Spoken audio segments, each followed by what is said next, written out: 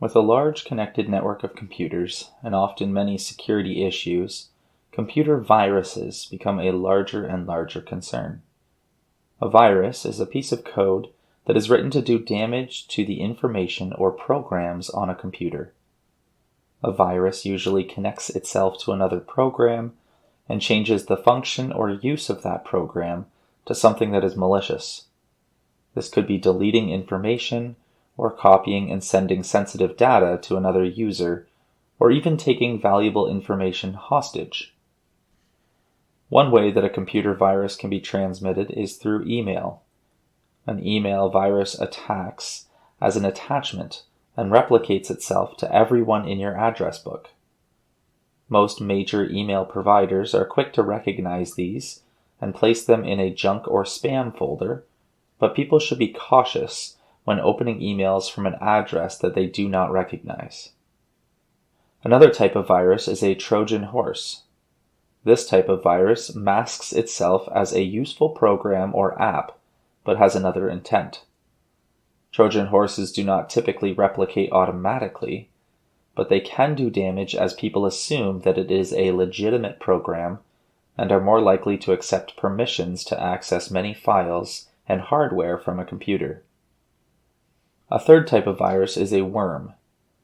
A worm seeks to find security holes within a program or operating system and finds the unintended back end to access information and files within a computer. Once in, it can replicate itself and continue to do damage from there, while seeking to find other security breaches in other computers that are connected to its network. Phishing is not necessarily a virus, but it is a method that is used to steal personal information from a user. Oftentimes, this is in the form of a message that asks a user to fill in personal information about who they are.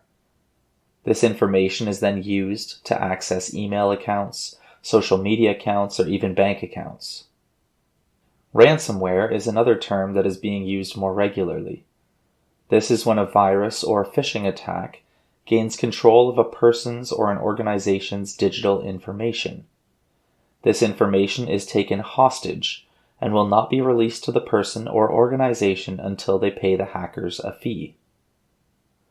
Because of how much damage these viruses and hacking attempts can do, and to be good stewards of the information that are on our computers, it is important that we are conscious of these issues and safeguard our devices from these vulnerabilities. An antivirus software that searches for these vulnerabilities and these replicating viruses is a good start, but it also takes diligence by the user to not let a device become as vulnerable to being infected in the first place. How can you tell if your computer might be a victim to a virus? Well, there are a couple of symptoms that might be a sign of a computer virus.